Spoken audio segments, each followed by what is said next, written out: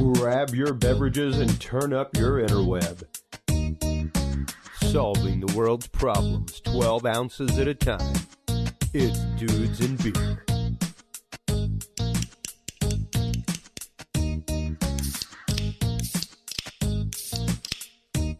Well, hello everybody. Happy New Year. Happy New Year. Happy New Year. Welcome to 2020. This is episode 251. First episode of 2020. Thank you so much to everybody who has been tuning in for about 5 years now, 250 episodes. I did the math, and y'all, I know we've kind of gone to the 1 hour format here in the last year or so, just because of the guests that we've been having. That's the amount of time they have. But back in the day, man, we had like 3-4 hour long episodes. We had epic conversations that lasted hours on end. And I did the math, and you can now listen to the Dudes and Beer podcast over 10 days straight.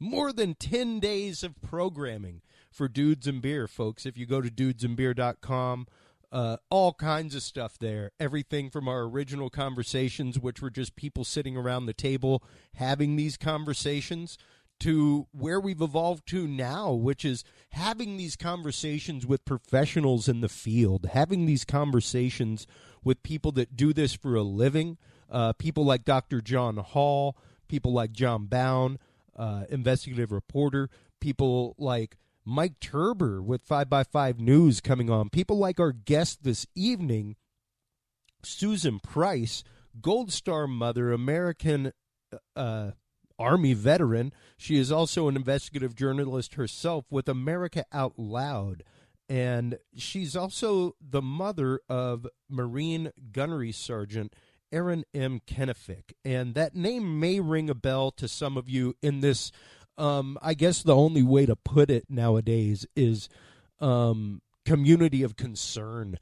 Those of us who follow these stories closely, the things that our government does abroad. He was part of the very unfortunate ambush in the Ganjgal Valley in Afghanistan in September of 2009.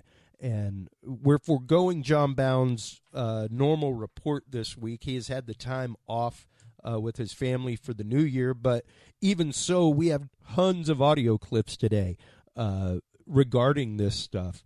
And the first one I would like to play is actually the reading of names. It's always so somber, but so poignant whenever this happens, after situations like this, after the loss of life in military, to hear the names of those who fell in defense of our country, in defense of our liberties. Killed in action, 8 September 2009, Ganjgal Valley, Afghanistan. Gunnery Seargent Edwin W. Johnson, United States Marine Corps. Killed in action, 8 September 2009, Ganjgal Valley, Afghanistan. Gunnery Sergeant Aaron M. Kenefick, United States Marine Corps. Killed in action, 8 September 2009, Ganjgal Valley, Afghanistan. Hospital Corpsman 3rd Class, James R. Layton, United States Navy.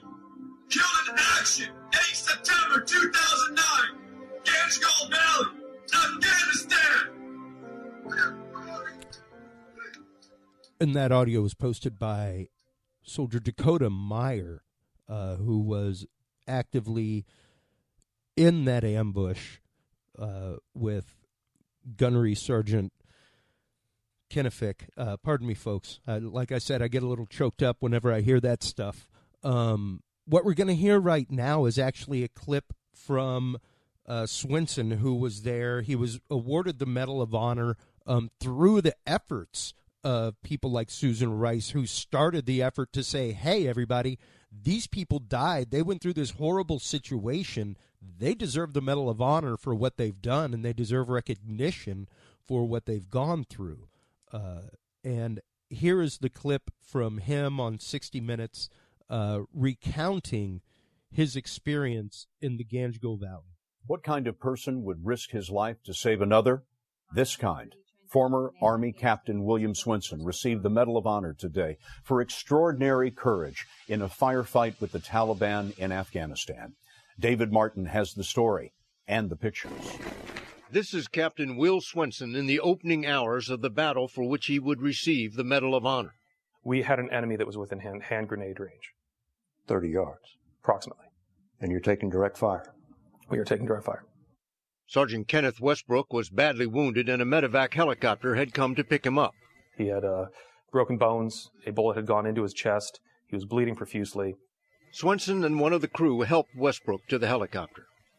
And he gets to walk off that battlefield on his own strength, with our support, but he gets to walk off that battlefield.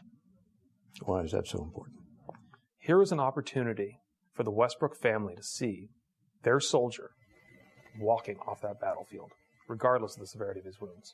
This video, taken by helmet cams worn by the medevac crew, was a revelation to Swenson. I did not know of the existence of that video, and I had not remembered that moment. I couldn't look back and see that moment in my head, in my memory, and so it was lost.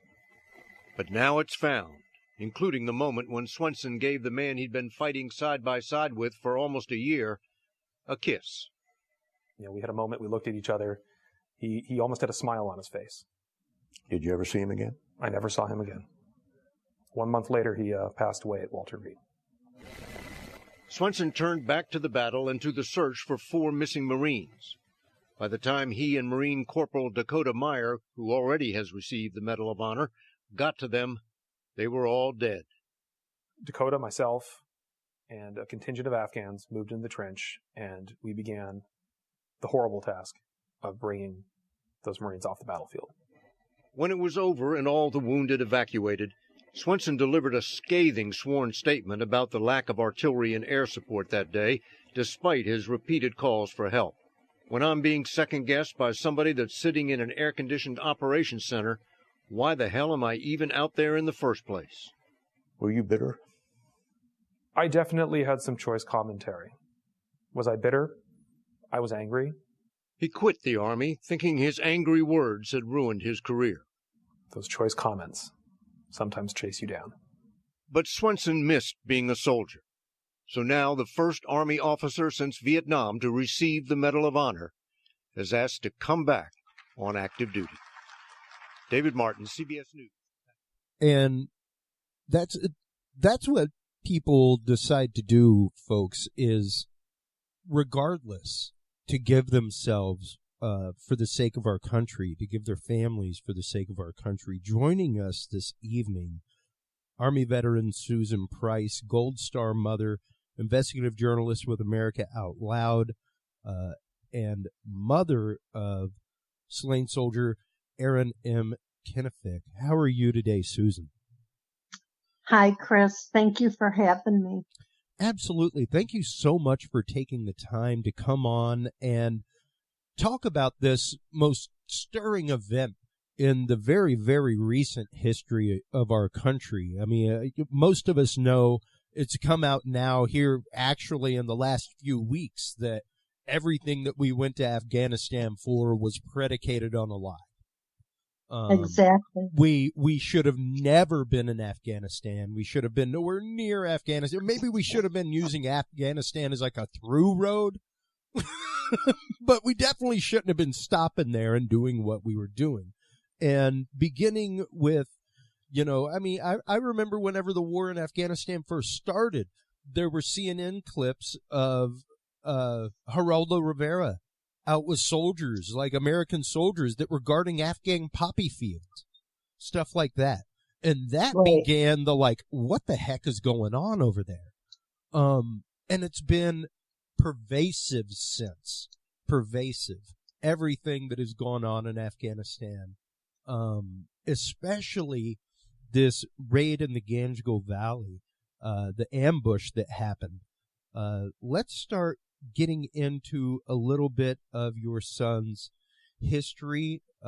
Well, let's start with, what is a Gold Star family? We hear this term used all the time, Gold Star parents going and speaking at events, stuff like that. What is a Gold Star family, Susan?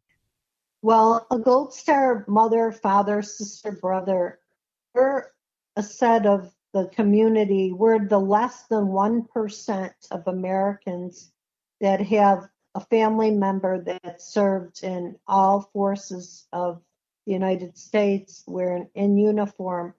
And we are the club that nobody ever wants to join. We're the club that were confronted by 2 Marines at the door when our sons have died in combat. So a Gold Star parent, and that's, and it's really, it's just incredible the amount of people, especially even in the military, that don't know what a Gold Star mother or father is, all these years of war. And then they, when people, I introduce myself and I say, pleased to meet you, I'm Gold Star Mother Susan Price. And people will get this glazed over look and smile. Oh, well, congratulations. No, it's not congratulations. Yeah. Do you know what I mean? It's people, wake up. We're the less than 1% of America carrying the load, paying the freedom and sovereignty forward for the 99 percenters that will never know the cost of war. The empty chair at the holiday table, the empty birthdays, the no more phone calls or hello, mom or dad. That's what a Gold Star mother and father is. Yeah. And it's such a personal sacrifice, such a family sacrifice to have that. And thank you for everything that your family has done for our country. Thank you, Chris. As well as your personal service in the Army. Well, I come from a long line of family of service. Even my great-grandmother was a Gold Star mother, and her son served in the Navy, the youngest of 7, and he was killed in the SS Leopold on Christmas Eve during World War II. So it's in our genetics. It's in the way we bring up our families. We serve our country. Even when we get out, we serve some way, somehow. And I couldn't have said that better. Having known a few Gold Star family people, knowing the fact that their service is never done. And now your service is the service of truth. Because of your son's death and the ambush that happened that day, you have become an investigator. You have actively taken on the charge of bringing the truth to light with the situations of 8 September 2009 there in the Ganjgal Valley of Afghanistan. Why don't you go ahead and give us a little background on Aaron, what his position was in the Marines, what he did for a living with the Marines, things like that, just so we can kind of lay the groundwork before we get to Afghanistan and the situations of that day. Well, my son was always the golden boy. He was a star athlete, football, baseball, basketball, track, whatever he did. He always had an entourage of 20 kids at my house, eating me out of house and home. But I didn't care. He was a good kid, and he grew up to be a wonderful, loving, kind humanitarian man. And so he went into the delayed entry program right after his junior year of high school. And I said, Aaron, I asked him years earlier, start thinking about college and what you want to do. And then the one day in his junior year, he says, Mom, I want to be a Marine like my grandfather, like my father. And I said, but Aaron, you're a gifted athlete. You could go to college on a scholarship to do. No, I've always wanted to serve my country, Mom. And this is. Wow. So I said, okay, well, I'll sit down with you when you go over your MOSs.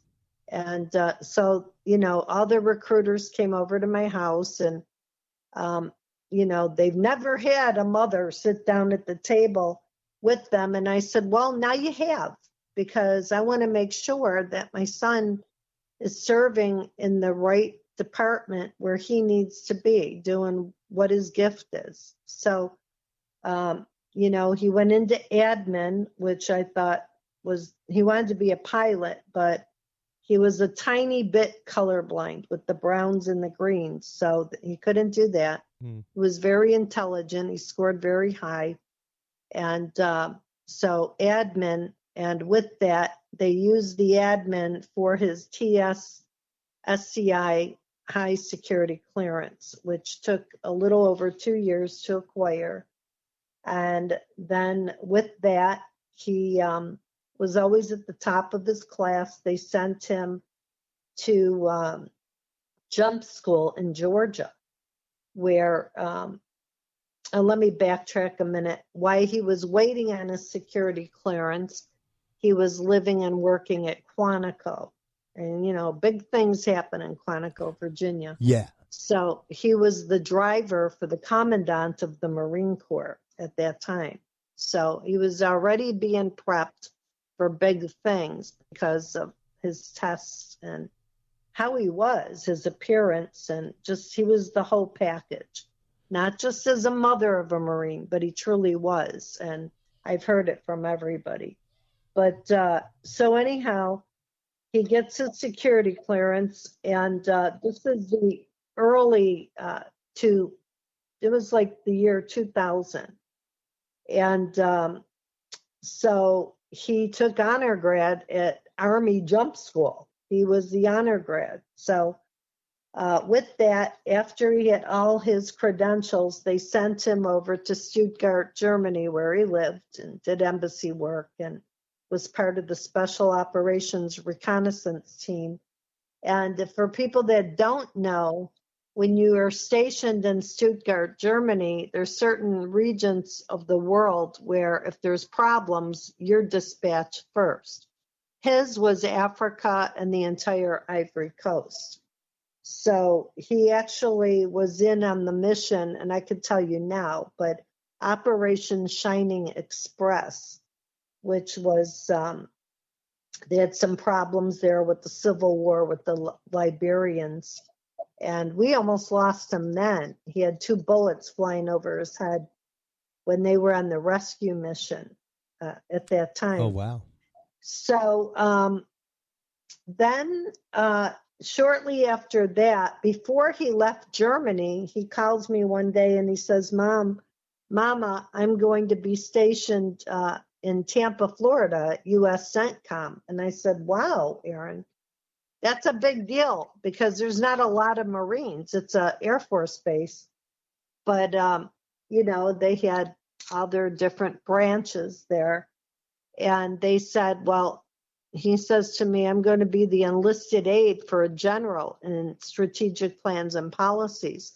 And I hear this general is not well liked, but, so nevertheless, that's my job. So I'll be moving there in July of 2004 till 2007. So he worked at CENTCOM with all the generals, the top generals that ran the Iraq and Afghanistan war. In fact, many times he'd have to fly back to Africa and to Iraq,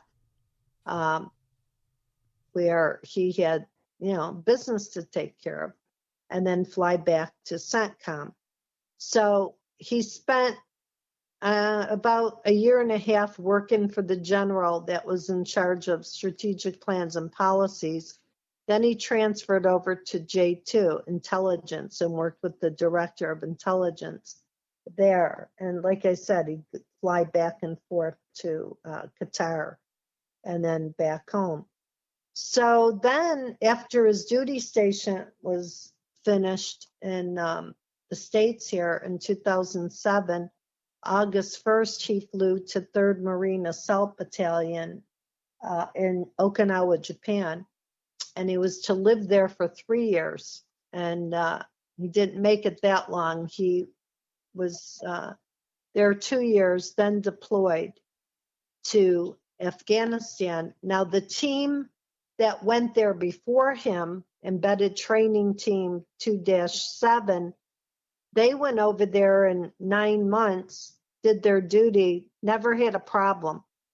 When Aaron went over there around the time Bo Bergdahl deflected from the Army, Yep. and my son went over as embedded training team of Marines 2-8, that's when all hell broke loose. And my son was only there 2 months. He got there in July 22nd of 2009. And shortly after, a week or two later, they changed the rules of engagement. Then, all kinds of crazy stuff went on. My son was always, being targeted. And I actually have some documents that a few of the men on his team, and as well as he, were in a firefight. And two of the men, I was reading in there, and I'm like, oh my God, my son was targeted. But what happened was a series of things happened to me as well, aside from this, that tie in, that are really scary. And you'll hear President Trump talk about the deep state and other people. But I'm here to tell you, people, the deep state is real, because for 8 to 10 years, I was victimized until President Trump took office by all the different branches tied into the deep state. And lucky to be alive and lucky to tell my story, but it's a very important story because my son is the backstory to what happened. And in order to tell the crime, you have to go backwards and say, who was this person? Who did they know? What did they do? And Dakota Meyer's story is the front story of the Ganjgal ambush, but my son's story is the backstory. Well, and that's what I want to get into, Susan, is of course your story as well. What has happened to you in the last many years since this happened, just prior to it happening, like you're saying, being targeted. We talk about this all the time on the show, folks. We have a targeted individual right here in our presence on the show. Well, I'll tell you, as I tell you now, I have chills up and down my legs because it's really, and I talk to other family members that are high profile as well as myself with their sons' cases, and certain similar things have happened to them too. And it's really bizarre, even to us. I mean, we lived it and we still can't believe it. Sure. But we've lived it. So let me tell you some of the things that have happened to me as I recollect. Well, as I mentioned, my son went into the Marine Corps in 97. And, of course, he would have gotten out a few years ago, retired. And that was his intention, to be a lifer. But during the time, just before my son, in fact, days before my son found out that he received his top security clearance, I was living in Georgia at the time, and my next door neighbor called me on the phone and said, Susan, look out your window. There's a black SUV taking pictures of your home and your cars. And so I went to the window, and I saw a black SUV with the arm of a man sticking out, taking pictures with, a camera, because back then we didn't have cell phones with, cameras. Yeah. So I ran down my driveway, came out the other door, ran down my driveway. At this time, the man was in my driveway taking pictures of my license plate, my car, and the entrances of my house. And so I ran down the driveway and, I'm like, who are you? Asking questions, and he sped off. And so I thought, well, this is really crazy. And I didn't know how to place this. And I thought, especially in Georgia, everybody's so friendly. They're all waving, strangers waving. So this didn't fit in, right? And somebody said when I told the story, maybe it was a real estate agent. Sorry, people, but real estate agents are a dime a dozen. They're all competing for your business. They have big signs on their cars. They keep the windows rolled down. and they'll come up to you and, buy you a drink just to sit and talk to them to get their business. So, Yeah. no, it wasn't a real estate agent. So, anyhow, a couple days later, my son calls and says, Mama, I have big news. And at the time, he was in Quantico, Virginia. And he says, I received my top secret security clearance. And so, those conversations that you and I would talk about that we don't think that are anything big, well, we can't even talk like that on the phone or I'll get in trouble. Yeah, now it's something big. Right. So I said, oh, my gosh, I didn't tell my son about the vehicle that had been monitoring my house, taking pictures, because I didn't want him to worry, So, Sure.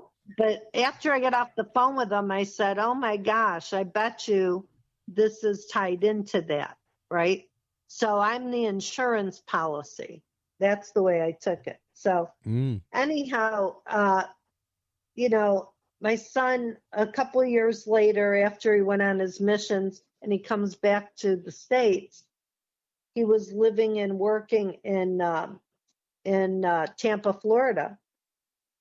And there was some nefarious activities going on with this one general that he worked for in J5, Strategic Plans and Policies.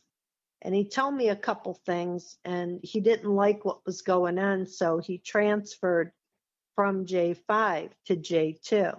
He actually put this guy on notice and called him out, and had him sign off on his transfer papers. And this general forced my son to fly to Africa, then Iraq, to hand deliver his uniforms to him. And my son reminded him this was an abuse of taxpayer money, and he said, I don't care, you're going to do it. Yeah, it's your job. Bring me my suits. Exactly. What is that? Like, well, that's slightly narcissistic. This guy had a reputation with everybody. He wasn't liked. Nobody liked this psychopathic general. And they all had his number. But nevertheless, this is one of George W. Bush's generals, okay? Yeah. So anyhow, and this guy was on CNN all the time and covering the Iraq war. He was very big over in Iraq. There's a story that goes with that, but some stuff I'm saving for my book too. So I will tell you that this guy, my son called him out. Nobody's ever called him out. And so, this guy ended up working in the State Department the year before my son was killed under the communist Madeleine Albright. So it just tells you that birds of a feather flock together, and you can see it with, certain types of people who they work for. They bring in people that are yes people that are going to forward the agenda. Yeah, but I've heard it from so many people that worked at CENTCOM with this guy, even another general that I met at the Pentagon years ago. When I had a briefing with generals about my son, this guy found out I was there, and he said, I have a few stories of my own, and I want to tell you, your son took the brunt of abuse. So nevertheless, this general, and I wanted to mention that my son was the personal attendee for former President George W. Bush at the Republican National Convention in 2004. So he was a very good-looking man, and he had his brains, and he was athletically fit, and he had it going on, and they knew it, and they wanted my son to become an officer, and they wanted to sign off on his paperwork, and he said, no way. He was Marine of the Year twice.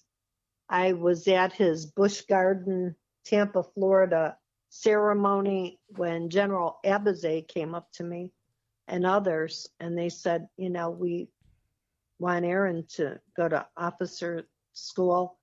And I said, well, you have to ask him, not me. But my son knew he would be misused, doing things he didn't want to do, because he had been approached while working for that general, the other general. And needless to say, he leaves CENTCOM August 1st of 2007 to go to Japan, 3rd Marine Assault Division. And that was a less high profile, because he was very high profile for 3 years at CENTCOM. And anyhow, 2 years later, gets deployed over to Afghanistan, where he was supposed to be for 9 months till May of 2010, but was only over there for 2 months and a couple days when they were set up and killed. And we have proof, it's in the investigation report, that somebody from the State Department was there the day before in the village of Ganjgal, meeting with the elders, and they asked the elders, how much money do you want and need to build your mosques and your sewer systems? Are you kidding me? Is that a coincidence? Well, let me backtrack here. So the day before my son was set into the Valley of Death, he and his 3 other members, Dakota Meyer and a couple of the other men, they were at their outpost, Camp Monte, and they were attacked. And the Taliban attacked them, or it could have been contractors, we don't know. The bad guys, domestic and foreign terrorists, attacked them, and there were explosives dropped. My son was in the hooch with the Afghan soldiers, talking with them. And Dakota was firing, Lieutenant Johnson was firing, and we had Doc, the corpsman, Leighton, was with my son in the hooch. And oh my gosh, my son escaped death just by inches, because one of the explosives landed on one of the Afghan soldiers. This was Labor Day weekend, 2009 in the United States. It was Ramadan over there in the Middle East. My son called me that evening and told me, no, actually, I'm sorry, it was a 11:15 in the morning over our holiday weekend, and told me, Mama, I'm okay. I wanted you to know I'm getting ready to go into a mission, and I'll call you, but we're going to need your prayers. And he called to tell us he loved us, and please pray for the Afghan soldier that was killed. And I could tell there was my son wasn't afraid of anything, but in his voice, you could just hear. A mother knows, a parent knows, a mother and a father, your children. And my son actually called me again at 5:15 at night to tell me again that he loved me, and we talked for about 5 minutes on the phone, and then he had to go. And that was the last time I spoke to my son. And I was actually living in the townhouse of he and a friend that he had, and I was paying the rent, living in the townhouse, and he had some personal effects there, including an important computer, which he told me to put aside and don't keep it in the house, put it away somewhere, which I said I would. And I was actually getting ready to move out of this house over that weekend. I had moved a lot of stuff out previously the month before. And that weekend when he called me, I was actually loading up my car, making 2 trips to my storage unit, and where I had the computer, as well.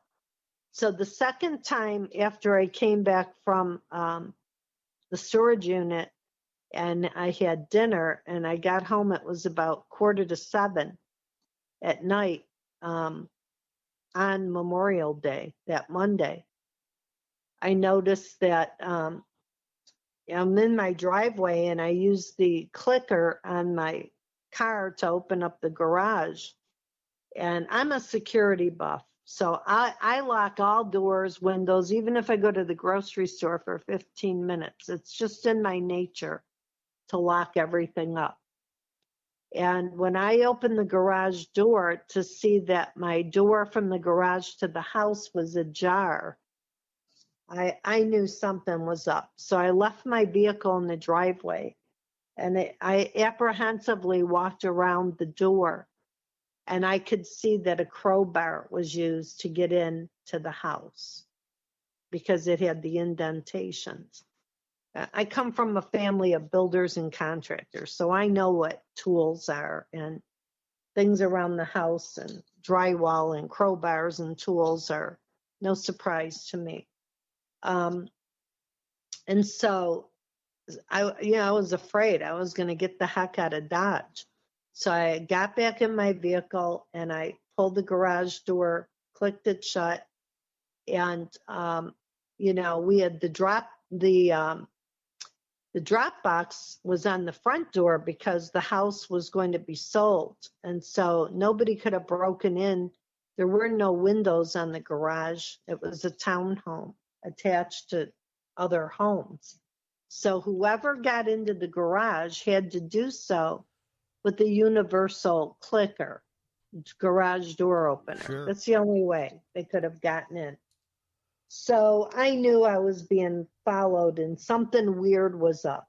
Okay. I was scared. I made a phone call to a friend that owned the house, and along with my son, and I told them what was going on. They said, just get out of there. We'll send my dad over to check on stuff. Don't even file a police report.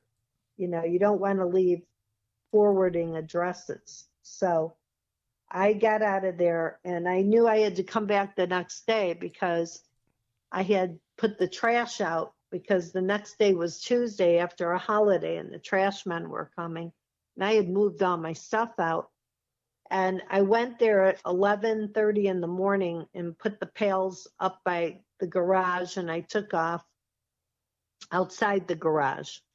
And I took off, and about 15, 20 minutes later, 2 Marines happened to come there to confront me, but I wasn't there. So this means that between the time that the last time I talked to my son, and they're 12, 14 hours ahead in Afghanistan? Yeah. So I forget exactly, but they're hours ahead of us, a half a day ahead, I guess. But so in between the time of the day before, my son calling me and me moving out, and someone breaking in to my home looking for something, probably surprised that I had moved out, that my son was dead, and I had these 2 Marines here to confront me. And so they saw my next door neighbor who knew where I worked. He had the address and my business card where I worked. And I did marketing for doctors. The Marines went to my place of employment, but I was a marketer. I hardly ever stayed in the office. I was always in a meeting or working out in the field. And I received a call from the doctors and asking, oh, are you going to that meeting tonight? And I said, yeah, at 5:00. Part of my job was I was an ambassador with the Chamber of Commerce, and that's how I was a businesswoman, bringing in business for doctors. And they couldn't tell me over the phone what was going on. So the 2 Marines went to the place of business where I was going to be. And of every place in the universe, it was a funeral home that was becoming a new member. And so there were 85 of my chamber friends that I did business with that referred people to my doctors. So I had to go. It was business. I pull up and I see 2 Marines outside and I was in shock, and I felt like a kick to my stomach because I knew I was the only, out of the 85 chamber members, I was the only one that had a son that was a Marine. And here's 2 Marines at the front door standing at attention.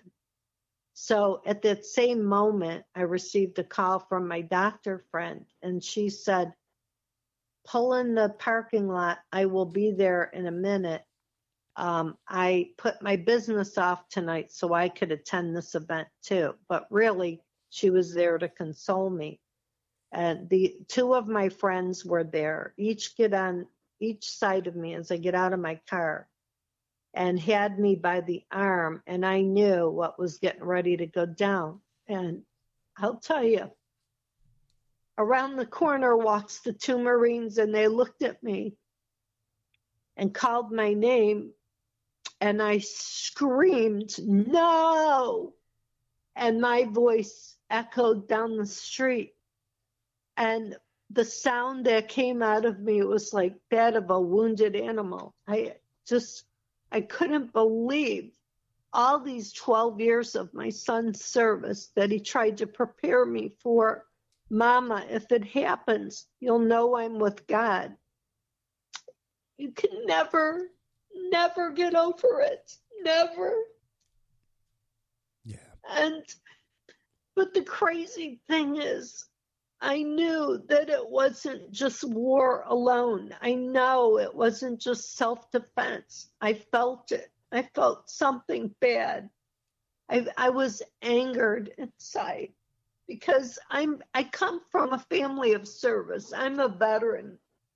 Yeah. We know when we sign up, we know the consequences, and we're the first to throw ourselves up on the altar over and over again. We teach our children all these things, but you never expect that being the best of the best of the best, that somebody from within, domestic terrorists, are going to aid and abet the foreign terrorists and hurt your sons and daughters that pay forward the freedom of every American. And I'm here to tell you, it's real. It's as real as it gets. Because before someone broke into my home, through the years that my son worked at Central Command with the elite of the elite that ran the Afghan war and the Iraqi war, I had various things going on with me besides my house being broken into. Before that, I had stuff going on with my vehicle. I was the victim of a drive-by shooting the year before my son was killed. I had to, actually, when that happened, which was just insane, and I couldn't believe where it was coming from. But my son, years later, after I pieced things together, I know that my son had written a couple letters, and one went to the Inspector General in regards to the general he worked for at CENTCOM. And who was the Inspector General? None other than your Uncle Joe Biden Jr. And so this guy, you know, he's a criminal, and he's tied in with all these others. And he was a family friends with this particular general that worked with the commie, Madeleine Albright. So, yeah, they're all commies. They're all deep state. And so I had a series of events that took place while I lived in this townhouse. And that was just the beginning. Before my son was killed, things happened to me I couldn't explain. But finally, I could put a face to them. And it was the face of an American terrorist that was working within our own military, involved politically, along with these others, deep state, who we know today. Yeah. But back then, we didn't know what we know now. We didn't. We trusted. We trusted in George W. Bush. Well, and this is something that I say on the show all the time. Believe me, folks, I believe in my country with my heart and my soul. I believe in our country, our people, what America stands for, what it means.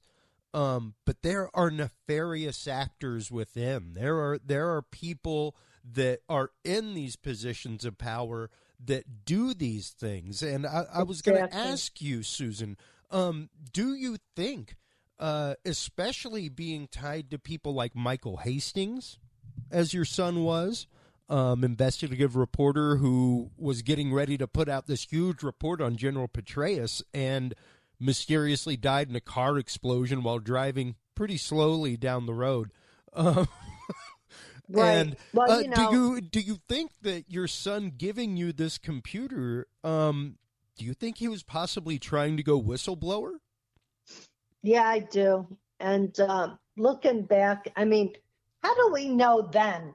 We didn't. We're like, oh, we're going to serve our country. You're going to go here. And, yeah, you're just meandering through life like, it's an ordinary thing, but it's not. God uses ordinary people to perform extraordinary duties. And in this case, that's what happened. And then you have the nefarious within that they don't care if they use your son or daughter in arms as a pawn. They don't care.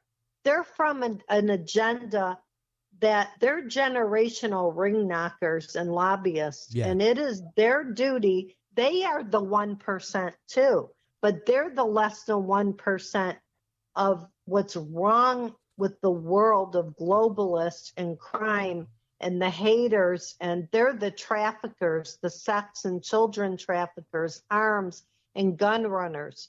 That's who they are. We, people like us, are the less than 1%ers, generational, that fight against them. So, it's a physical, mental, emotional, but it's a spiritual warfare. And it's us against them. And now, let me tell you, Gold Star families are not holding back.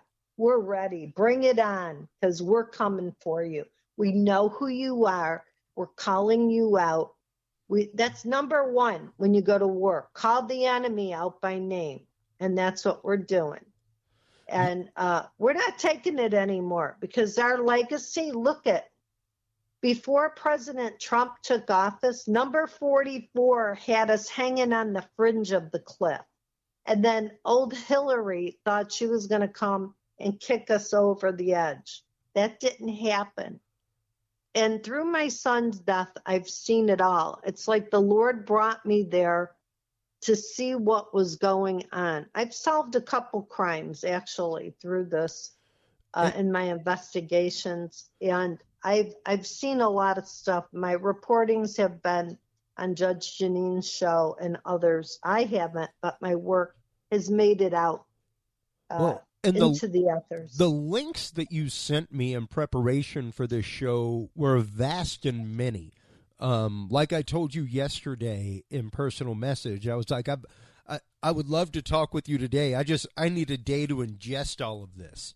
And that was before you sent me the links that you sent me today, before we did the show, these audio clips, everything else, and as well as the great AR-516 report, the investigation into the operations into the Ganjgal Valley, which we'll be getting into here in just a minute. We've got about 10 minutes left with our audience with WMLD in the Hudson Valley. Let's kind of nutshell what we've talked about so far before we start actively getting into the incursion that led to your son's death and the whole trail of things behind that. I mean, it's more than a trail of breadcrumbs. It's like somebody took a loaf of bread and just threw it all over the ground. It's everywhere, right, folks. And that's what we're going to get into with this declassified document that is available on dudesandbeer.com/knowledge/declassified. It is the top document there. And I'm just going to title it Ganjgal Valley Report. So it's nice and easy to find because, of course, all these things always have government designations. But if you can kind of nutshell what this experience has been like for you and what your mission and charge is now, and what you're getting prepared to do. Well, It's I still can't believe that this happened to my son, that these things happened to me. More things have happened. I mean, you know, before we had cybersecurity, which is another thing in and of itself, we had more fox guarding the hen house. But I experienced that and other attacks. After my son died and I read the investigation report, which is really 500 pages, guys, by the way. There's a part A and B, one by the Army and one by the Marine Corps. Yeah. And actually, I provided it to Congressman Duncan Hunter because the DOD was trying to tell them he wouldn't have it for 3 to 5 years. So I moved that along. I can't tell everything I'm getting ready to do, but I can tell you I'm working on my book, which will be out in 2020. And since President Trump took office, I haven't noticed that I've been followed by the Alphabet Soup Group like I was for a decade of my life. A decade of my life. I like that analogy. That's great. The Alphabet Soup Group. But I will tell you that going into the new 2020, I think a lot more people are going to wake up from whistleblowers and dragon slayers and truth seekers like myself, because we are the news. People like you and I and others in this profession that do write articles and do radio, we tell it like it is, and sometimes the truth is hard to take. And I actually spoke on President Trump's stage 3 years ago before he became president, and I'm actively involved here in Tampa, Florida, with getting him reelected, and because we have to. He's the best person for the job. And I'm doing everything I can, working with other Gold Star families, some from SEAL Team 6 and other egregious tragedies, that we're all coming together now, and we're going to wrap this show up, because people need to be held accountable, and they will be. And it's not just sending our people, our sons and daughters over to fight under false narratives.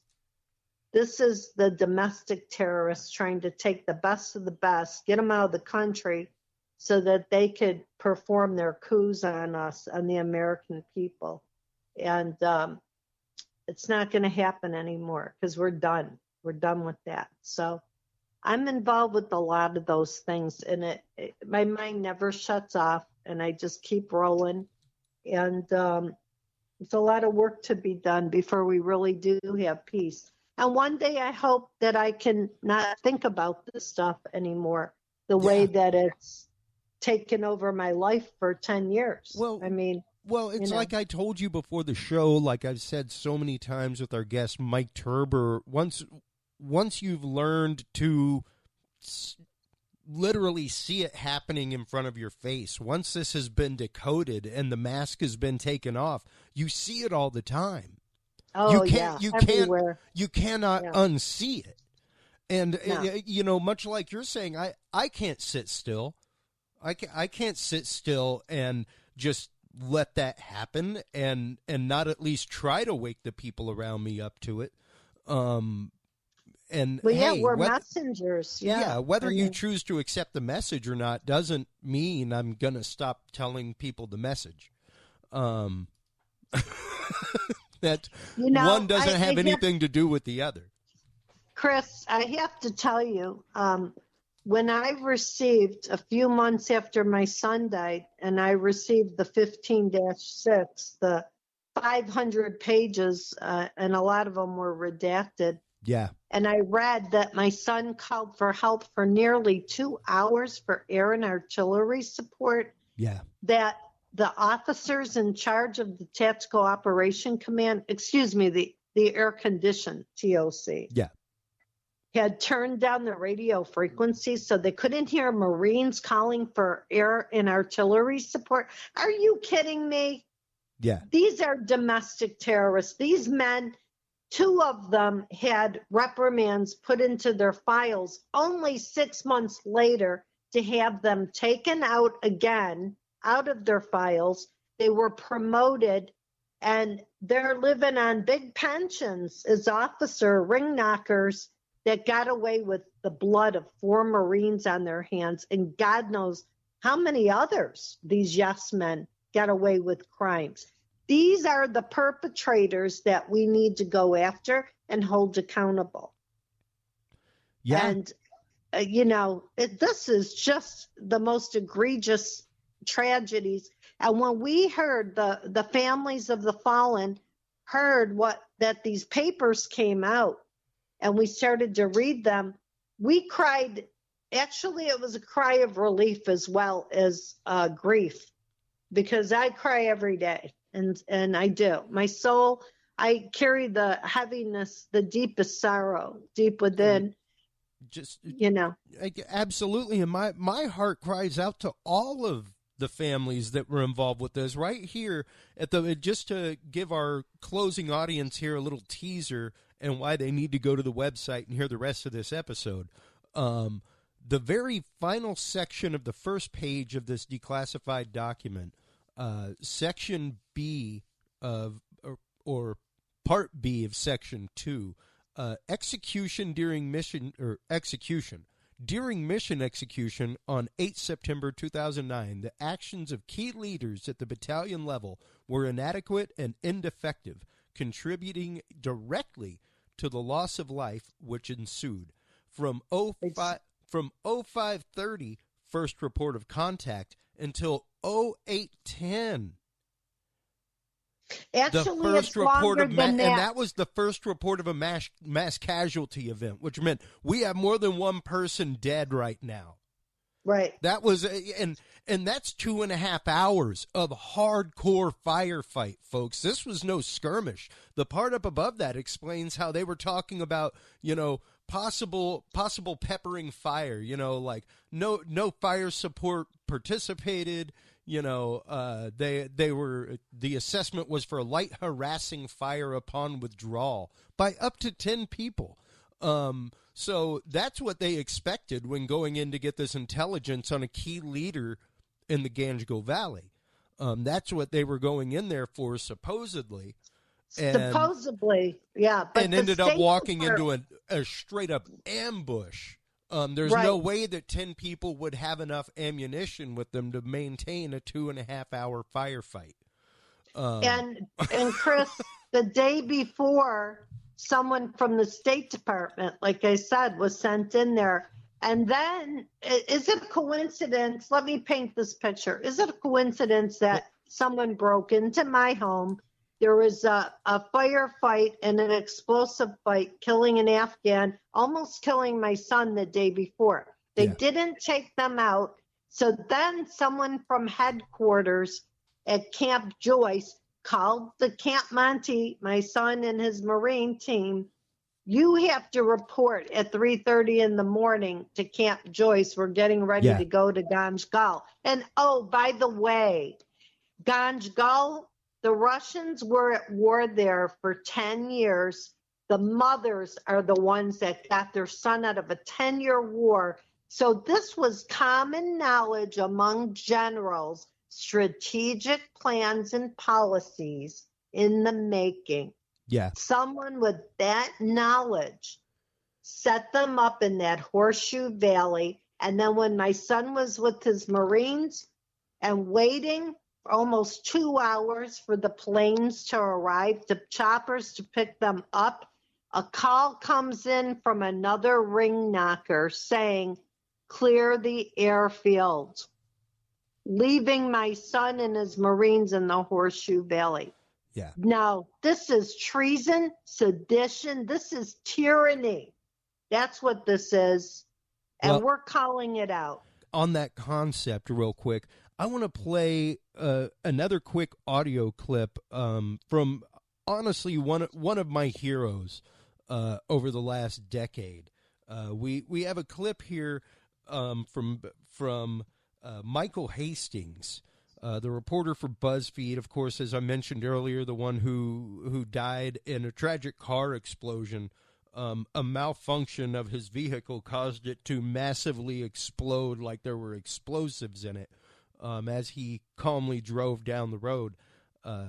Let's check out what he had to say about General Petraeus as he was giving up his title in the CIA and his involvement in Afghanistan before we really start cracking the nut of this case of the Ganjgal ambush. Michael Hastings, in your BuzzFeed article, The Sins of General David Petraeus, you argue that Petraeus was a master of deception.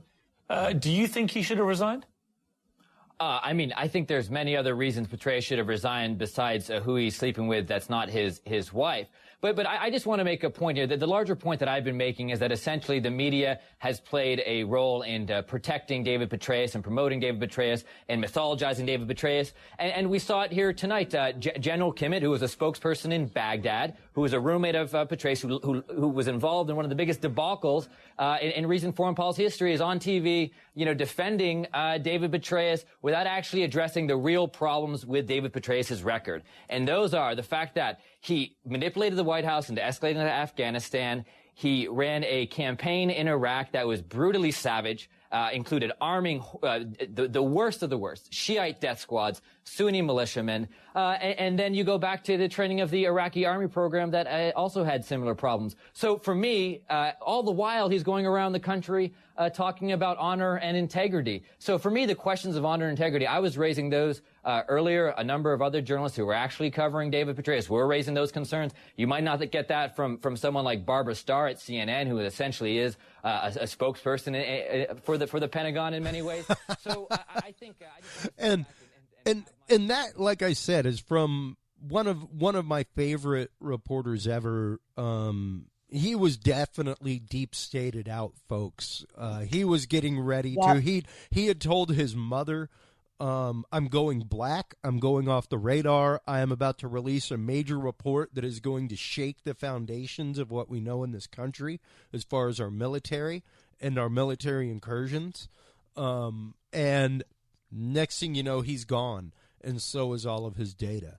And things like that. That's why I was asking earlier, Susan, if you thought your son, because he had connection with Michael Hastings, and he of course was involved with Kimmett, the general that was being spoken about, that was friends with Petraeus, who was involved with these horrible debacles in Afghan. Well, the one thing everybody has to know is, the military-industrial complex holds the patents on these devices that, like the thing that took out Michael Hastings' car, whatever you want to call it, laser energy, whatever. They own the patents. These new cars all coming out. Listen, the government can stop you in your tracks. And yeah, these cars can do wonderful things, but everything's weaponized. Let's just say that that's the key word here. So, generals shouldn't be arms dealers either. You know? And that's it.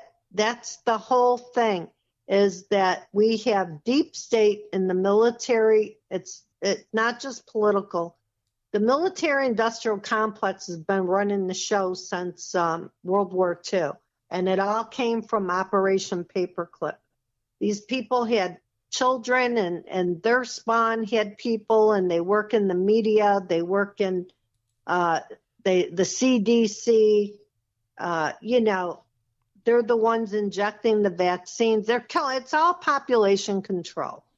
They want to take over and inherit the earth. But we know in the Bible it says the meek shall inherit the earth. So we know how the story ends. And like I said, ordinary people doing extraordinary things. And it's the less of 1% fighting the less of 1%. Game on. So that's what I have to say about that. Yeah, absolutely. Yeah, I mean, to that point, going into nefarious deeds, starting to really get into what brought about this mission in the Ganjgal Valley in Afghanistan. Like it says here in the document, it described a key leader engagement that would be going on the 8th. So basically there was a key leader of the opposition that was supposed to be there, that they were supposed to go in and do something with. Well, that's the false narrative. That's the false narrative. Absolutely. Yeah. And what has gone on since then? What has the fallout from this been, Susan? Okay, so we have 2 Medal of Honor recipients, and we have 3 dead Marines, a Navy corpsman, and an Army man, and wounded soldiers, and people that have awards. But our country has lost a lot of shining bright lights, and truth was trying to be covered up by darkness. And what we have now is the 1% of us fighting the 1%, trying to climb the mountain and wake up everybody so that they can see that this was a charade. It was nothing but a cover-up for these military, political, domestic terrorists that were doing business with the foreign terrorists. And they didn't care who they hurt. They used us as pawns. And believe me, I am an American patriot, and I'm proud that I served. But like you said, you can't take back what you've seen. You can't unsee what you saw. Yeah. And you can't unring the bell. What you've learned. Right. And so I guess we're Paul Revere's all over again. There's a revolution. And oh, by the way, they're trying to take the guns from New Yorkers and Virginians. And as you know, this charade played out against our president with what was going on with impeachment. They were putting in all kinds of crazy stuff in bills to get that forwarded so that the left, who are desperate for other truths to come out and unravel their world, they're still at it. And, I guess regular Americans are going to have to find out, because when you have these terrorists coming to their front door, then they're going to have to fight. And they'll know how it's been for people like us in our military world. They're going to need to know how to use their fight or flight instincts like we have. Yeah. And let's get into just a few minutes here the connections to the deep state that you have found through your investigation into this raid. You've mentioned a couple times specifically the general being an arms dealer, things like that. Where do you come by this information, and where does it lead you? Where do these facts point? Well, for one thing, and Michael Hastings knew too. Oh, absolutely. That general calls him out, and he says, well, I was a businessman. And, Michael Hastings is like, yeah, you were arming the Sunnis, Yeah. So, but you see who they're hanging out with and who they do business with. And one of the pictures, this particular general is with another general that's set up many servicemen that are sitting in Leavenworth to this day. For innocent, they didn't do anything. They were just a victim of circumstance. They were put in there as scapegoats. And these people are all tied in together. This alleged, say, John Nicholson, who's a crony of Kimmett. John Nicholson's uncle was President George W. Bush's best friend. And remember when all the missing documents, the veterans' records went missing? Thousands and thousands of health records went missing? Yeah. That's Jim Nicholson. And who was also President George W. Bush's best buddy. And who was the ambassador to the Vatican? Jim Nicholson. And who's his uncle or his nephew? The guy that set up innocent Marines and Army personnel. There's people still sitting in Leavenworth. John Hatley's still sitting in Leavenworth. And for what? He was in Iraq. He's not guilty for anything. He didn't kill any people over there. But you got John Nicholson and the cronies, the ring knockers. These are the family members of military-industrial complex. They're all invested in political gains, and they're using our sons and daughters. And if they can't use them in the way they want to, they kill them or throw them in jail. So these are nefarious families. So how I stumbled upon it, I didn't. I kept going and finding the cookie crumbs that led me to something else. Just like General Lute, who was in charge, a permanent fixture of NATO. Then you wonder why President Trump wants to get rid of NATO, because he knows what's going on, okay? So this Lute was Bush and number 44's war czar. 8 years he was a war czar. And he and his wife are the Bill and Hillary Clinton of the military, okay? His wife, Jane Hall Lute, who works for the United Nations, by the way, and she was best friends with Paula Broadwell. So there's the connection of, getting Petraeus out and exposed that way as well. And Jane Hall Lute was actually number 44's shadow figure for Janet Napolitano, and we know what went on with that. Then she was appointed to cybersecurity. Well, let's take a look at cybersecurity. Now, when you say shadow figure, do you mean her shadow government equivalent? Yes. Now, see, that's something that a lot of people have forgotten, is that in the wake of 9/11, there was a shadow government created. Well, it went on before that. Oh, but it sure. It was yeah. just publicly announced. Like, hey, we're going to do this. And then you never heard anything about them, like, dismantling said shadow government? Like, you never really heard anything about, like, okay, we don't need the shadow government anymore, everybody. Oh, yeah, well, the fox guard in the hen house. It just stayed. Yeah, the fox guard in the hen house. Well, they're the people that killed JFK, and they're the people that... watch it now. You're going to get me cut off. FCC controls the internet. Oh, yeah, sorry. Sometimes, the truth wags the dog, right? Absolutely.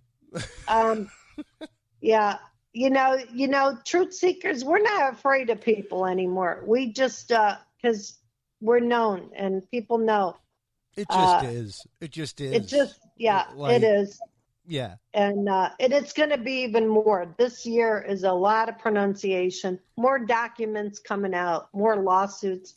Yeah. It's the breakup of old establishments that thought that they were going to take us over.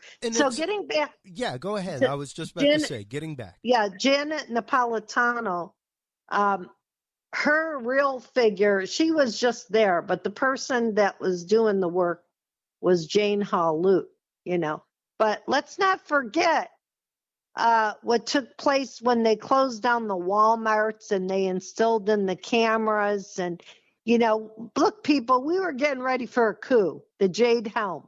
That, a lot of people don't even know about that. They were trying to bring our militarize the communities. Are you kidding me? We can't even afford bullets to support my son in the battleground. Yeah. And you're going to bring in the military in my hometown. I don't think so. Well, and we were talking about that before show. It's something that we've talked about on this show numerous times, and that's the concept of impasse comitatus, the fact that you're not supposed to be encamping soldiers amongst the people to begin with, right. Much less doing, like, drills on American soil. Exactly. And it's reported regularly right now. Like, I want to say it's the state of Illinois that's trying to sue the government for flying military drills over neighborhoods and stuff like that, like full-on air combat drills. And it's like, dude, planes crash from that all the time. You were over at junior high school, man. You know? Well, you still have deep state in the operations. We didn't get rid of all these people yet. Yeah, right now they're literally, look it up, folks. Feel free to Google it. I will add, I'm going to add show notes to this right now in my little notebook while I'm taking notes, that I mentioned blimps at 1:15. So, if you look it up though, there are U.S. surveillance blimps flying all over America right now, over U.S. soil. Basically the same thing as a drone, just in a stationary position, just grabbing up Wi-Fi signals, all kinds of stuff. And like we said in our episode last week with Dr. John Hall, there is no law preventing experimentation upon the public. This is what gives them the right to run military drills, things like that, on American soil, in your neighborhood, on a regular basis. Whether or not Jade Helm had anything to do with Agenda 21, that kind of stuff, I don't know. But the fact that they were getting ready to start doing mass military drills across the country in major cities, that's kind of disturbing to me. Exactly. And that's the point. I mean, who's to know for sure, but I can tell you that the general whose name was on the Jade Helm paperwork, his name is on my son's investigation report. Oh, really? Yes. So, it's by no accident. These people are involved militarily as well as politically for an agenda that a lot of Americans, will we ever know everything in our time? I don't know. But a lot of stuff's coming out. Yeah, and that's just it. It comes out in small trickles, like we've said so many times with Mike Turber from 5x5 News. It's the concept of soft disclosure, folks. It's the idea that they're going to, bit by bit, leak these things out.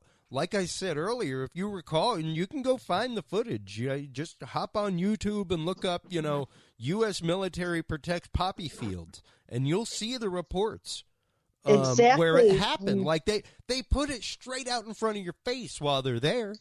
Well, that's part of their agenda, and that's just it. If you just throw it out there, it's like people go, "Oh, okay. Well, that must not be news because that was pretty well soft pitched." But then when it becomes oh, wait, that's what was going on all the time, people are like, oh, yeah, but like they reported that years ago, And that's the concept of soft disclosure. It's the same thing that was done with ATIP, where they started releasing mass document dumps from the FBI, the CIA, Navy, all kinds of people about like, look, hey, here's all of our UFO research. Here's all the stuff we were doing for decades. And then, lo and behold, Luis Elizondo comes out with footage from a Navy aircraft saying, like, look, yeah, this was 10 years ago. We were doing this for a decade. That's how these things come about being declassified. And look at what they do in Hollywood. They make movies on all this stuff. Oh, yeah, absolutely. Absolutely, and that's what's crazy is people will be like, oh, that sounds like the plot of some horrible Hollywood movie. Yeah, you know why? Because they have people called consultants. It's just crazy. The more you get into something, the more you see. It's just never ending.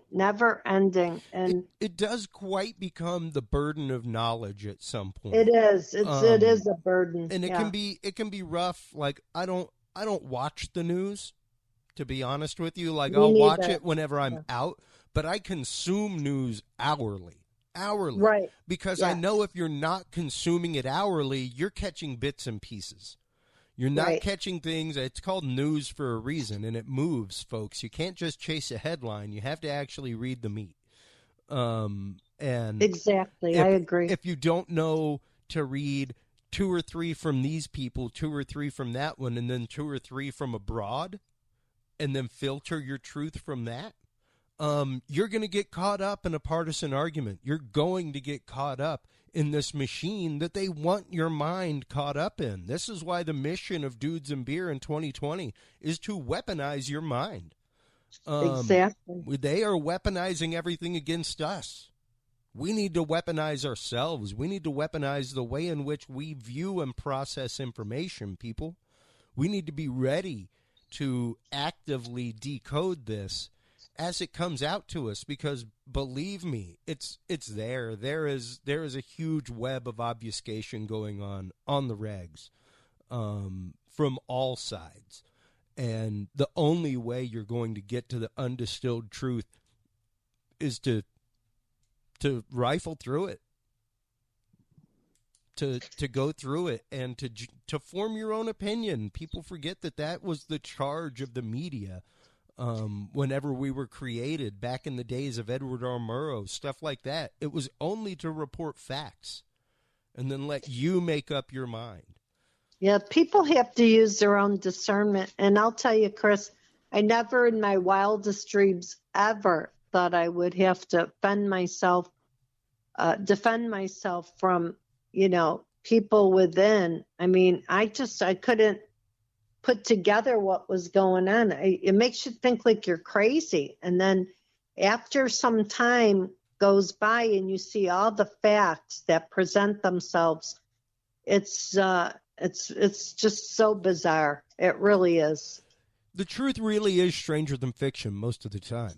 It is. And it like we're saying, it comes out in trickles. The case of the ambush in the Ganjgal Valley, Into the Fire, is now available on the Dudes and Beer store, everybody. That is a first-hand account of the most extraordinary battle of the Afghan war by Soldier Dakota Meyer, about his contact there, what led up to it, everything.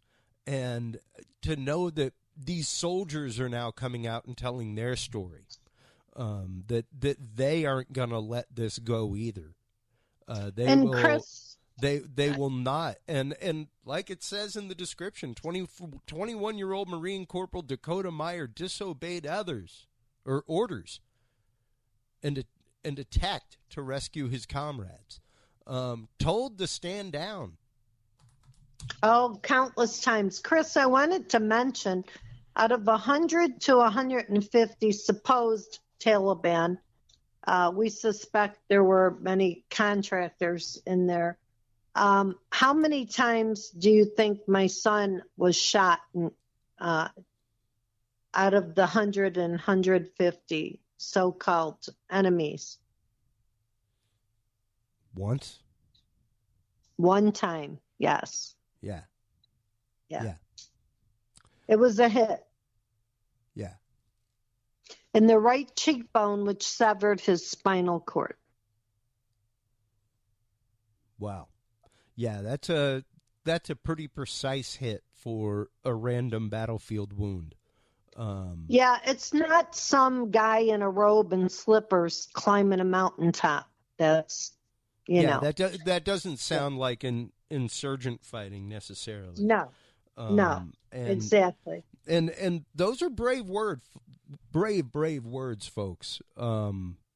For this Army veteran, for this mother, this exemplary mother in the eyes of her country, to say that my son was killed by his country. Like that's just even as it pops out of my mouth, that's just mind-numbing to think about. I cannot imagine how you have processed the last decade of your life. I'm still processing it, and fully understand the steel with which you operate to get this case exposed, to get this story exposed before it happens to more kids, before it happens to more children of parents, in the name of greed. Well, thank you, Kristen. My son used to tell me, Mom, you're the iron fist in the velvet glove. And he called me General Moms because, and I don't know, maybe it was because my dad was a Marine and I grew up a Marine brat, and every few years you moved, and kids played outside and they got hurt and they got back up again and you kept rolling. We weren't soft. We didn't sit in front of a computer all day. Let me tell you, my father taught us how to fight mentally and physically, but not to pick a fight. But the thing is, the way we learn and earn our way in this life is intelligently. You earn respect.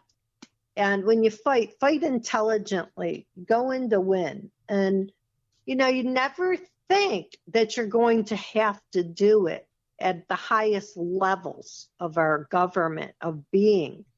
But I will tell you, being from a family of a high moral compass, nothing ticks me off more to see people that are committing the crimes working in the highest levels of our government. That's my government. That's what I took an oath to protect and serve, my Constitution of the United States, the law of the land. I don't care if I'm in uniform anymore as a young woman. I'm older now, but I still took that oath. My soul took that oath. And I'm my son's voice in life and in death. He fought for me. I am his voice and the voice for many other Gold Star families that lost their voice.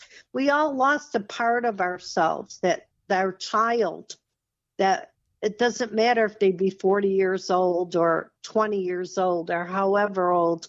Those are our babies. We brought them into this life filled with love, the same love we have for our God and our country. We're not going to let you steal our legacy and get away with it.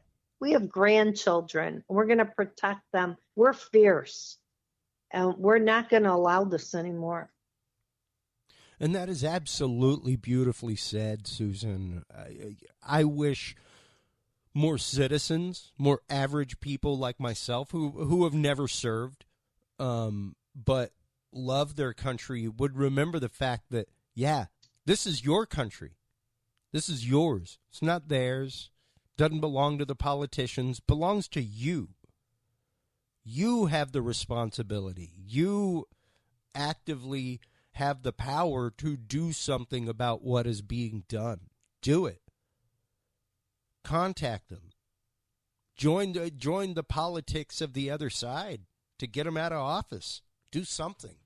And I have a breath of fresh air, and you're probably about to reach through the phone and slap me. We met today, but I can tell it's going to happen. Hold on to your britches real quick. I actively love the fact that AOC and Ted Cruz got together and authored a bill. I love it. I love that they both came out and said, you know what? You need to get rid of all of us in 8 years. Every one of us. Every 8 years, you need to get rid of us. We need term limits. You need to put us in check. And the fact that, literally, politically, ultraviolet and infrared came together to form white was beautiful. Don't really agree with either one of them on a lot of things, but that was a beautiful moment in American politics. And that's what Dudes and Beer is about. That's what we're about, folks, is having those hard conversations, having these conversations that we're having right now that, yes, our government does horrible things on the regs regularly. Not just this administration, the past administration, and the one before that, and the 120 years before that. It's been happening since my great-grandparents' generation. So, since the generation before, the greatest generation, it's been happening. And we need to wake up. We need to take our power back. We need to remember that we are a republic. We are not a democracy. Democracy is a form of voting. Republic is a form of government, and that is a government of the people, by the people, for the people. And that means whatever we say goes, and if you don't vote that way, get out. Exactly. We told you to vote this way. Why didn't you vote that way? Oh, I didn't want to. Good, get out. Next. Just fire them. Get them out. They don't vote the way you tell them to vote. They should be out. That's their job. It's not their job to make any decision other than what you want them to make. That's how this game is supposed to be played, and we've lost track of that in our country. and I hate getting that vehement. That's about as mad as I get. But I'm passionate. And it's the fact of, like, it just makes no sense to me. It makes no sense how we got to this point. And when a president on his way out says, be careful, folks, because we had to make this happen. This is what we had to do to put into place to win a war, but you need to stop it. Right. And that was Eisenhower. That was before Kennedy. And it's still going on. The same thing. Like we were saying earlier, it is industrial military complex. And when you want to talk about deep state, folks, that's who it is. It's the people who make the technology to electronically harass people that are not in check, that get to use that technology on the public to see what it does. It's those programs, it's the black budget programs, things like that, that utterly create all of this, all of it. The arms trade going on in Syria, everything. It's where it all comes from. Oh yeah, they've the deep state's taken over every compartment and department of our health and human services and our media, and just, well, look at the EPA. I have a dear friend of mine that's a whistleblower doctor that was with the EPA, and he wrote a famous book. And he talks about there's probably 90% of the doctors working for these organizations that are putting out false information. He wouldn't do it. And he talks about in his book, Science for Sale, by Dr. David Lewis. He's a friend of mine. And wow. Yeah. I'd love to have him on the show, because that is something that we talk about on the show all the time. I'll see what I can do. Is the religion of science, and the fact that, if it goes against what millions of dollars are being invested in, good luck getting it exposed. Well, and this is why people take everything. This is why we have to read different things, and we have to sometimes put on that channel that we don't watch to see what's going on here, or we have to go and stop by at this rally to see what's up here so we can weigh. Use our discretion. I'm going to make a 2020 challenge to my listeners out there, and that is this, folks. For every 1 hour of consumption that you spend in your chosen form of media, your chosen side, what have you, go spend 30 minutes that week, just 30 minutes, reading and listening to stuff from the other side. Just to start your process of listening to more than just your own little sphere of influence. Because, all this stuff is algorithmically gathered for you folks. Through Google, through all that stuff. Whenever you go and look up a news article, it's going to give you similar articles to that. That even means the opinion. That even means the slant. It's going to keep giving you things in that vein, because that's what you want more often than not. That's what you're going to. So that's what it's algorithmically going to give you. So you have to force these algorithms onto your devices. You have to force it literally to show you the opposing opinion. And people don't realize that. People don't understand the fact that your technology is controlling your dialogue.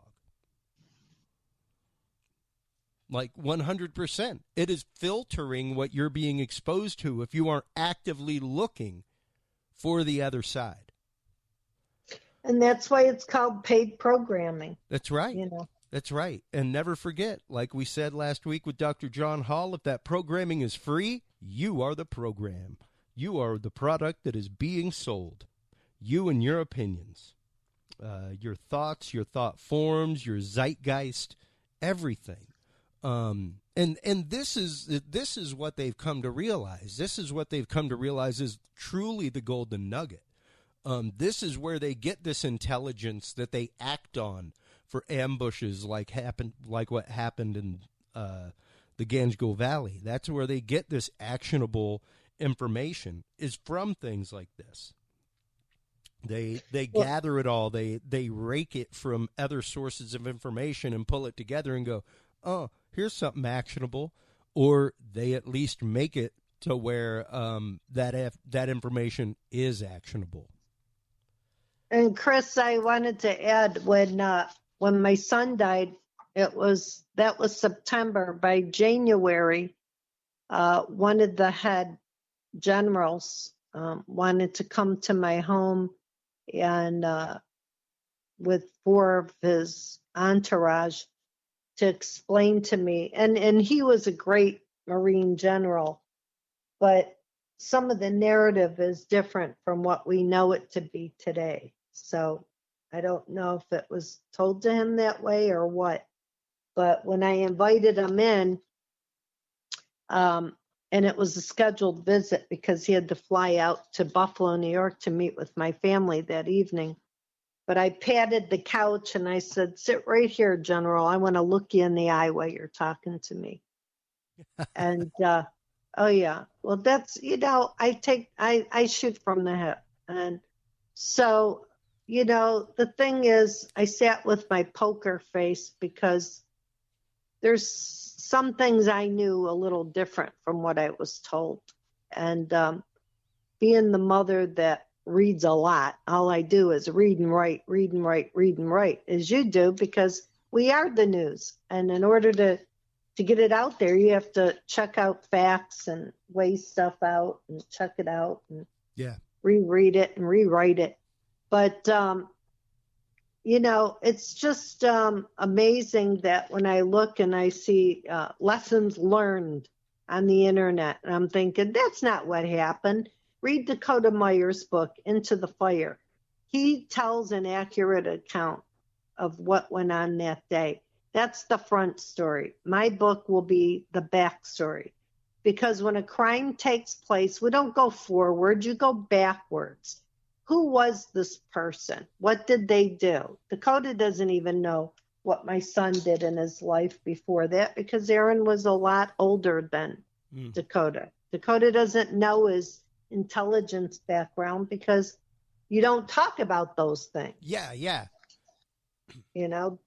I couldn't even carry on a regular conversation. Something I thought was harmless. My son would say, I can't talk about that, Mom. Yeah. They give our guys lie detector tests. And if that would have come back and negatively, my son would have gotten in trouble. I don't know what kind of trouble, but that's a separate world. Actionable trouble, like Leavenworth kind of trouble at a minimum. Right.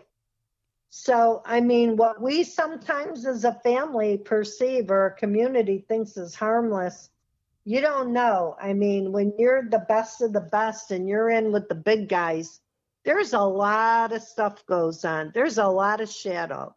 Well, there's a lot of eclipsing going on. Let's say that. Yeah.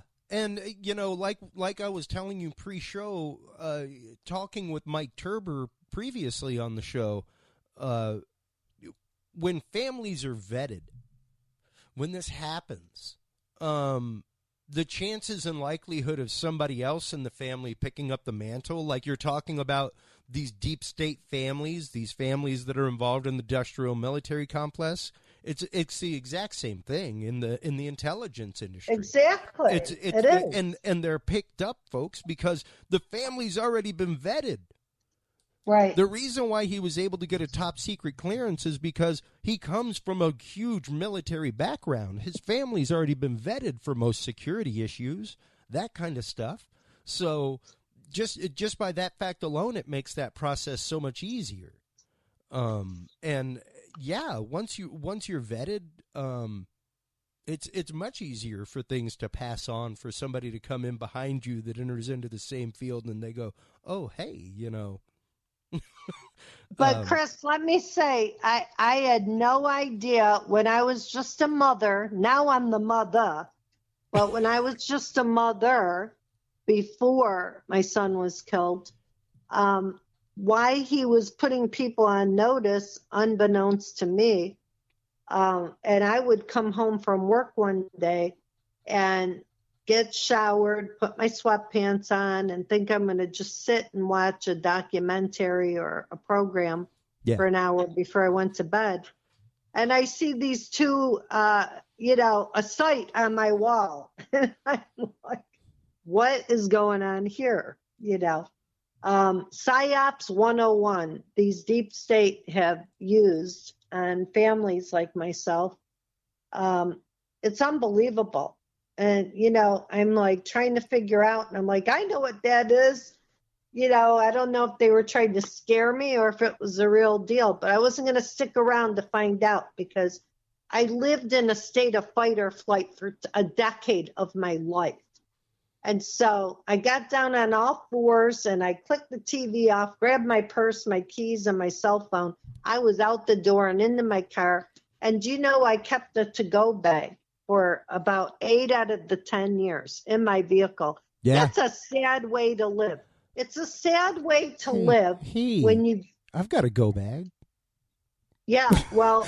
Mine's just in case, not because people are actively after me, though. I mean, like you say, and the fact that you had to live that way, and that you lived in a state of fear and panic. And I horrible. had to call a friend on the phone when I got to the corner of my street, because when I pulled in my garage, I had that friend on the phone before I got out of the vehicle.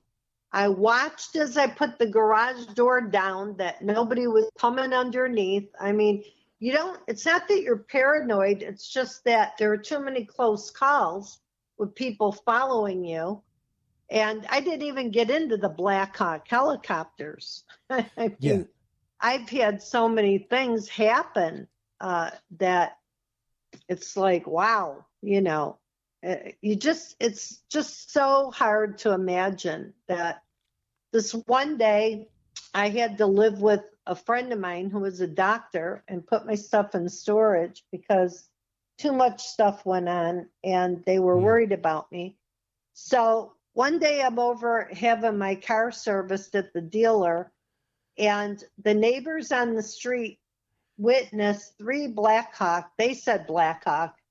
I don't know what they were, over the townhouse, and it looked like they were spraying or doing something. I don't know. I wasn't there. Whoa. When I came home, the neighbors were like, where were you? We were worried because we know all the stuff that's been going on with you. And there were 3 Black Hawks over the house. Well, I started every night hearing Black Hawks around 11 o'clock at night going over the house. This went on for months. Then one weekend, a friend of mine invited me over to her house on the other side of town, a couple hours away. I go for a girls' weekend. The next morning I wake up to have coffee, and my friend says to me, do you hear what I hear? And I said, yes. You could hear choppers in the background. 5 minutes later, 3 of them went right in front of me, like teasing me, like I know where you are and what you're doing. That's one incident. There were many, but I always had a witness with me. Another time, a friend and I were coming out of her house, and she lived across the street from the golf course. And she says, do you see what I see? There were 2 guys sitting on the shoulder of the golf course with fresh military haircuts, watching and listening to us. Wow. So I got in my car and they followed me. I ended up turning my car around and I followed them.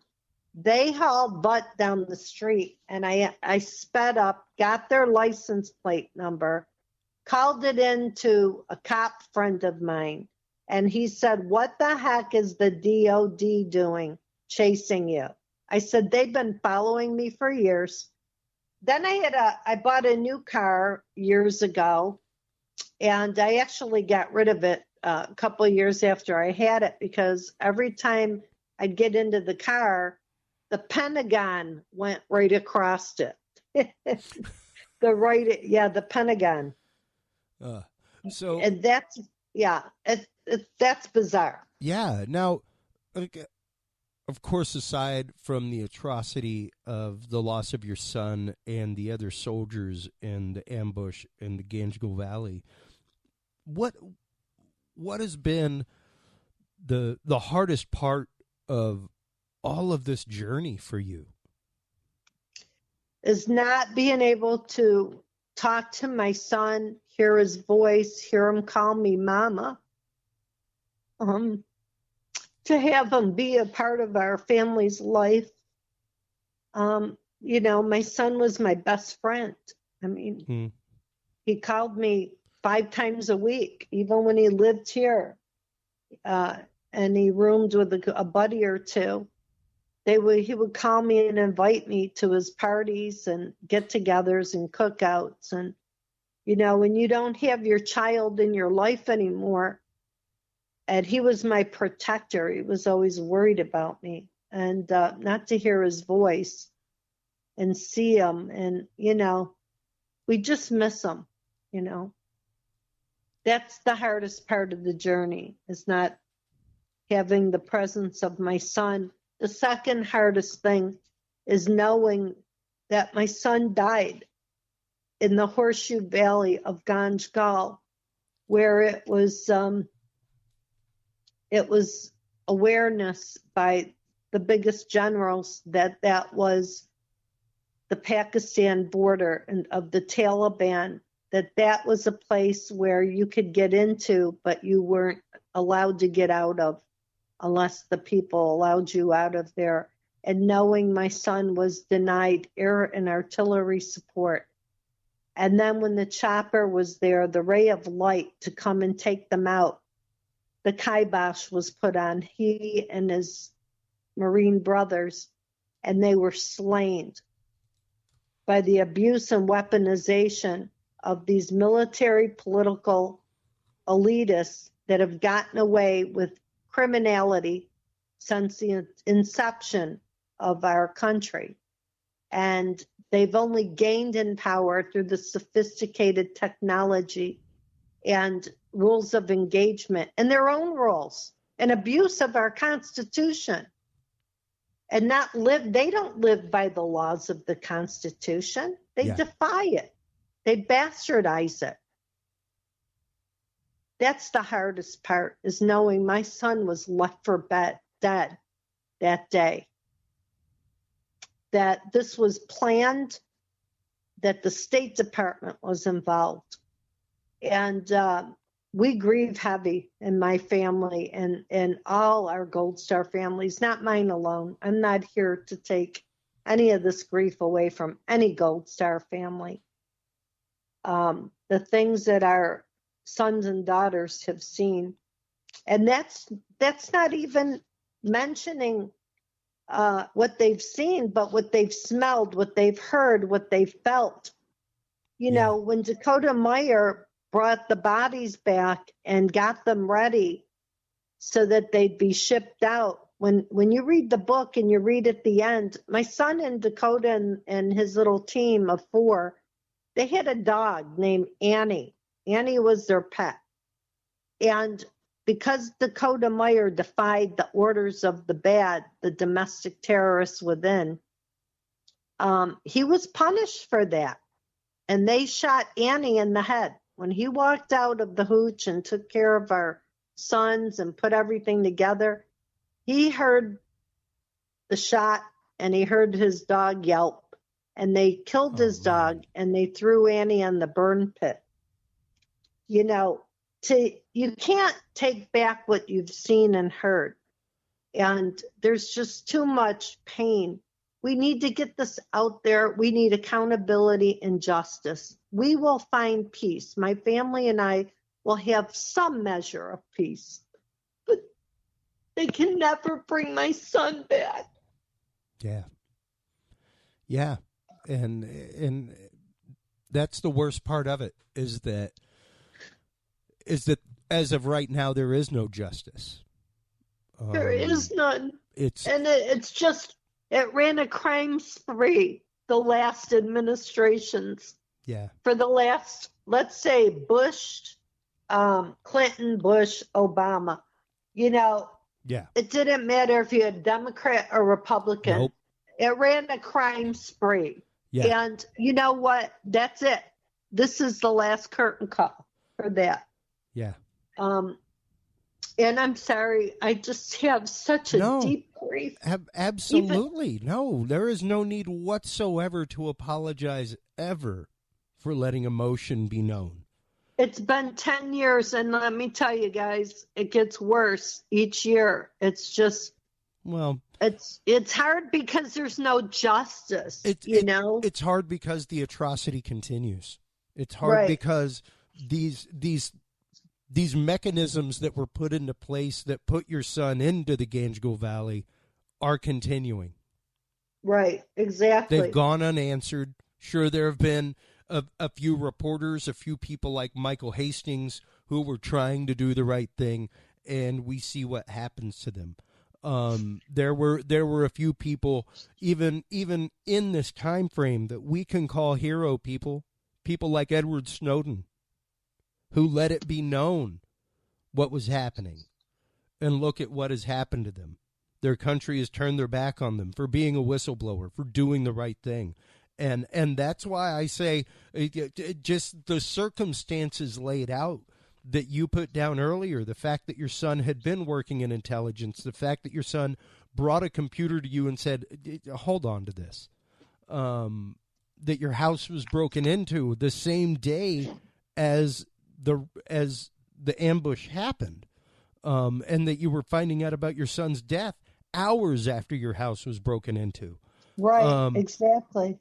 It all points to the same kind of situation. And yeah, it sounds like a bad Hollywood movie. You know why, folks? Because bad Hollywood movies are based off this stuff. That is where these situations come from. They come out of real life. All those situations that you see on SVU and stuff like that happened in some way, shape, or form. These things occurred. These things continue to occur.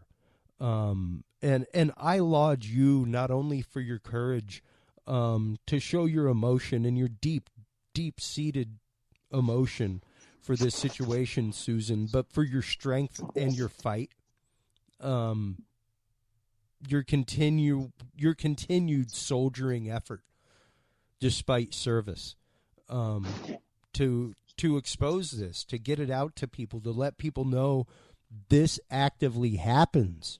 Our government targets people.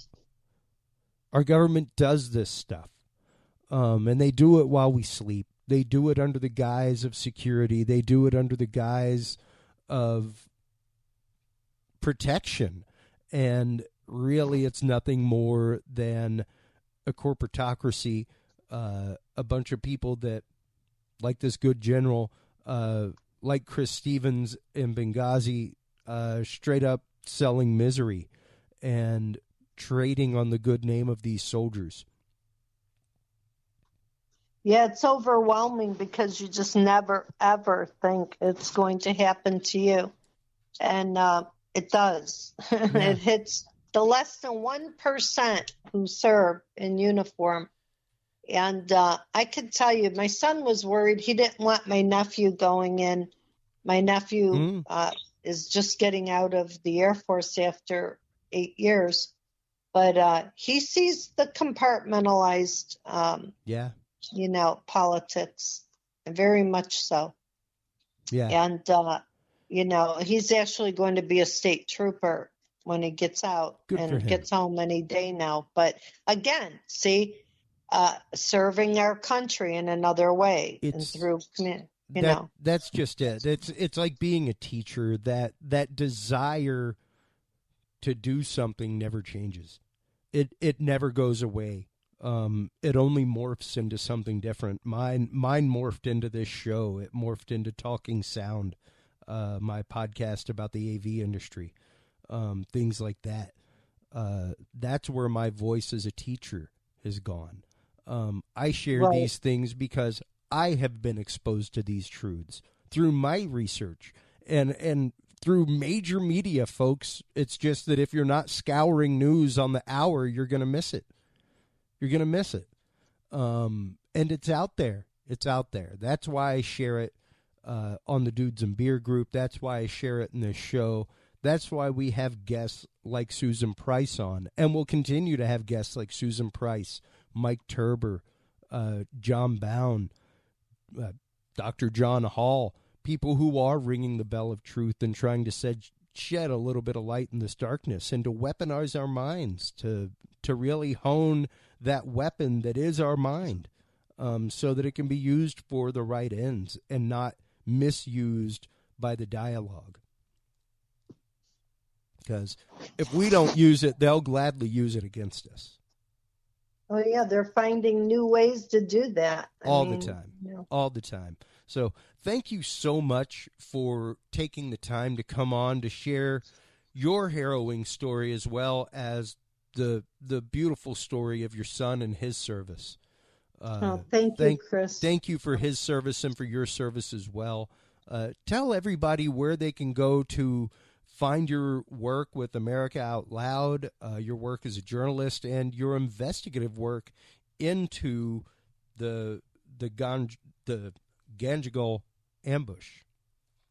Well, if you go to America Out Loud and click on bloggers, then you see my name, Susan Price. And I write weekly articles about everything, not just military. There's some military on there, and just about everything that's going on. And you can find me, again, AmericaOutloud.com, and then go to bloggers and Susan Price. I also do radio shows, and my articles publish every Thursday. So this week I'll publish, usually by Thursday evening, they're published. And I also wrote a couple articles, but that one where we doing business with